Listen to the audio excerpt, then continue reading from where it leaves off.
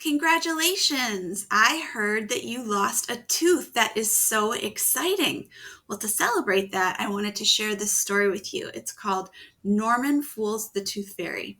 It's by Carol Carrick, and it's illustrated by Lisa McHugh. And as you can see by the cover here, this is a fantasy book. The genre is fantasy because we have animals wearing clothes and talking and laughing.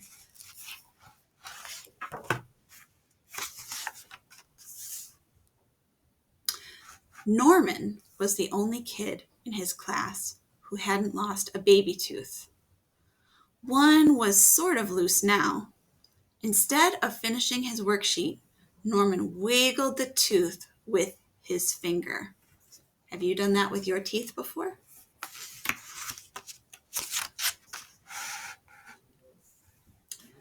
Later, while his teacher, Miss Harp, read them a story, Norman waggled the tooth with his tongue. How else was he going to get a tooth to put under his pillow for the tooth fairy?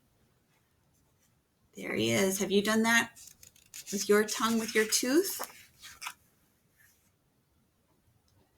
His friends gave him lots of advice. I tied a string around my loose tooth, said Toby. Then I tied the other end to a doorknob, and my sister slammed the door. Norman winced. Look, that's wincing, like, oh.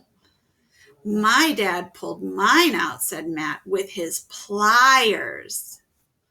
Norman shuddered, but he admired the empty space between their teeth when they smiled. It showed that the tooth fairy had already paid them a visit. Try biting into an apple, said Sarah, or eat lots of caramels. Norman didn't have any caramels, but he did have a piece of licorice in his lunch bag.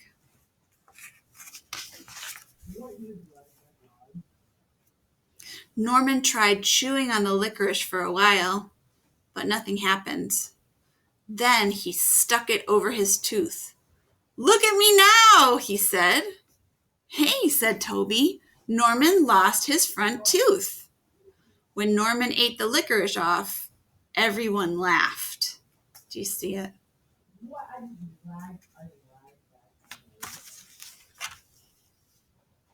That night, Norman stuck some licorice on his tooth again and smiled at himself in the mirror. He looked wonderful, as though a tooth were really missing. It gave him an idea. He fooled his friends. Why not fool the tooth fairy? Maybe she would think his tooth really fell out, but the tooth fairy would want to see it. I'm wondering how he's going to try and fool the tooth fairy. Are you wondering that too? Norman searched the bathroom for something like a tooth. At last, he broke off a tooth-sized chip of soap. Perfect, he said, and wrapped it in toilet paper. Then, when Norman went to bed, he stuck the fake tooth under his pillow and turned out the light. Make a prediction. Do you think that it's going to work? Let's find out. Norman tossed and turned, waiting for the tooth fairy to come. What would she be like, he wondered. Maybe she would be a pretty lady in a sparkling gown, looking for lost teeth. Hey, tooth fairy, he would call to her. Here's one. Norman felt for the soap chip under his pillow. It was very small, and it was hard to find. The tooth fairy might not see it. He wrapped lots of toilet paper around the fake tooth and marked it Norman's tooth. It made a big lump under his pillow. Now she couldn't miss it. Do you think it's going to work? I don't know.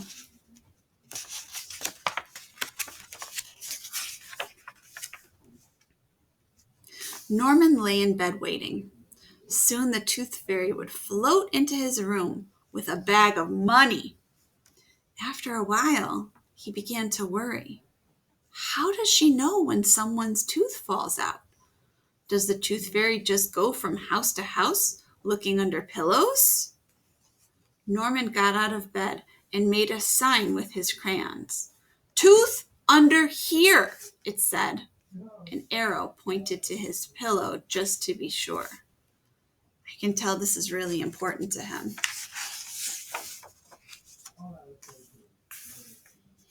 It must be very late, Norman thought. Maybe she wasn't going to come. Once he even dozing off is like falling asleep a little bit, but he woke with a start and checked the tooth under his pillow. He hoped that somehow a quarter had taken its place. But no, the lump of toilet paper and soap was still there. What did the tooth fairy do with all those teeth, Norman wondered. She must want them for something special. Maybe she made them into keychains. Boy, that's a funny idea, isn't it? I often wondered that too. What happens with all those teeth? Whoa. Now Norman saw a light coming through his window. It was growing larger. He peeked between his closed eyelids, hoping for a glimpse of the pretty lady. What he saw did not look like a tooth fairy to Norman.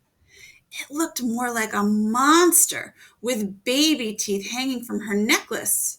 It was a tooth monster coming toward his bed. "Teeth!" the tooth monster yelled. "I want teeth!" Little helpers were following behind her. "Teeth!" they chanted, waving pliers. "Give me teeth!"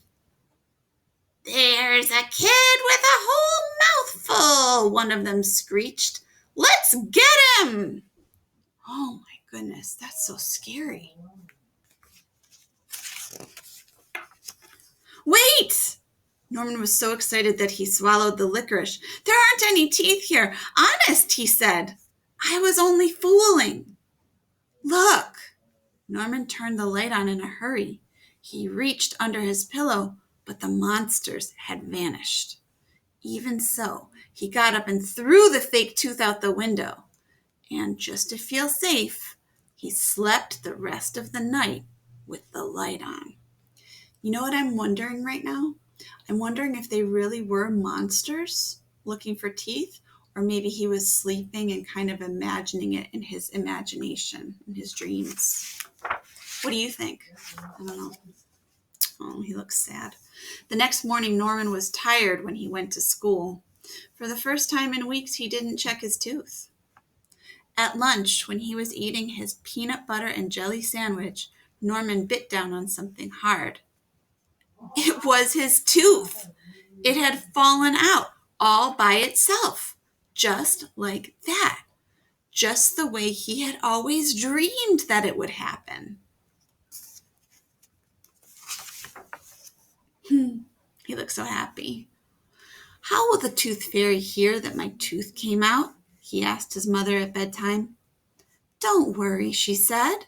"The tooth fairy knows all about it." But Norman looked worried. "Suppose she isn't nice?" His mother patted him. "I'm sure she's someone you'd like."